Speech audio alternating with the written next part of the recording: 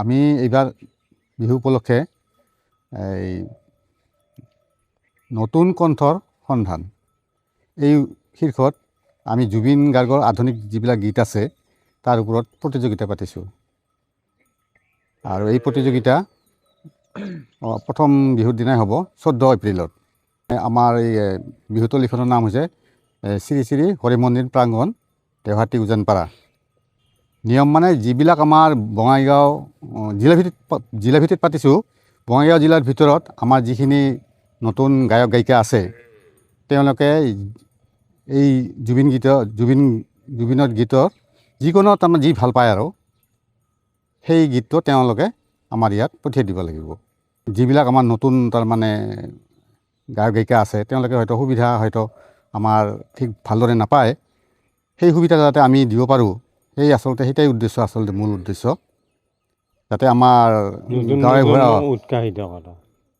লগতে আমাৰ জুবিন গাৰ্গ মানেতো আপোনালোকে গমেই পাব, জুবিন গাৰ্গ মানে আমাৰ বিহু।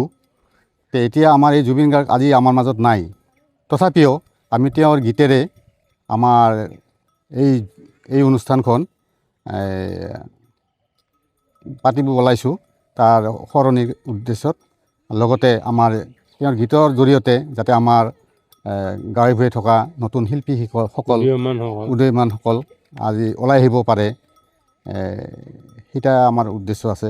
আৰু সেইটো তাৰমানে কথা এটা শ্ৰদ্ধাঞ্জলি ইতিমধ্যেই হ'ব, তেওঁৰ যিহেতু স্মৰণ কৰিম গতিকে শ্ৰদ্ধাঞ্জলি হৈ যাব। আমাৰ অন্তৰ্নিহিত হেৰিটো শ্ৰদ্ধাঞ্জলি মেইনলি নিয়মাৱলীখিনি আমাৰ জিলাভিত্তিত হ'ব।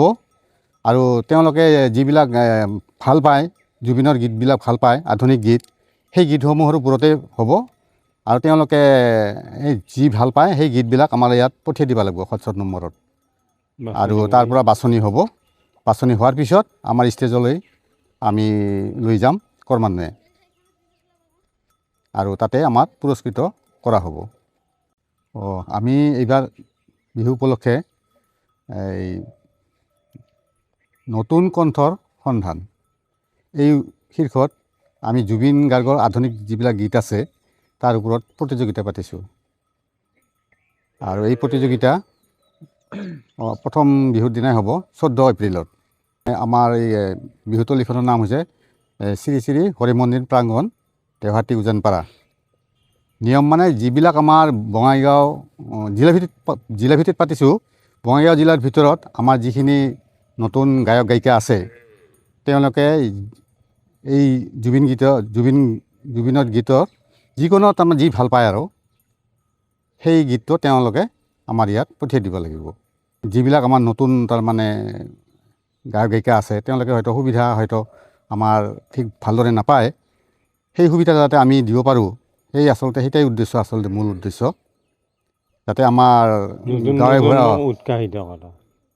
লগতে আমাৰ জুবিন গাৰ্গ মানেতো আপোনালোকে গমেই পাব, জুবিন গাৰ্গ মানে আমাৰ বিহু। এতিয়া আমাৰ এই জুবিন গাৰ্গ আজি আমাৰ মাজত নাই, তথাপিও আমি তেওঁৰ গীতেৰে আমাৰ এই অনুষ্ঠানখন পাতিব ওলাইছোঁ তাৰ সৰণিৰ উদ্দেশ্যত। লগতে আমাৰ তেওঁৰ গীতৰ জৰিয়তে যাতে আমাৰ গাঁৱে ভূঞে থকা নতুন শিল্পীসকল উদীয়মানসকল আজি ওলাই আহিব পাৰে, সেইটা আমাৰ উদ্দেশ্য আছে। আৰু সেইটো তাৰমানে কথা এটা শ্ৰদ্ধাঞ্জলি ইতিমধ্যেই হ'ব, তেওঁৰ যিহেতু স্মৰণ কৰিম গতিকে শ্ৰদ্ধাঞ্জলি হৈ যাব। আমাৰ অন্তৰ্নিহিত হেৰিটো শ্ৰদ্ধাঞ্জলি মেইনলি নিয়মাৱলীখিনি আমাৰ জিলাভিত্তিত হ'ব। আৰু তেওঁলোকে যিবিলাক ভাল পায়, জুবিনৰ গীতবিলাক ভাল পায়, আধুনিক গীত, সেই গীতসমূহৰ ওপৰতে হ'ব। আৰু তেওঁলোকে যি ভাল পায় সেই গীতবিলাক আমাৰ ইয়াত পঠিয়াই দিব লাগিব হোৱাটছআপ নম্বৰত। আৰু তাৰ পৰা বাছনি হ'ব। বাছনি হোৱাৰ পিছত আমাৰ ষ্টেজলৈ আমি লৈ যাম ক্ৰমান্বয়ে, আৰু তাতে আমাক পুৰস্কৃত কৰা হ'ব।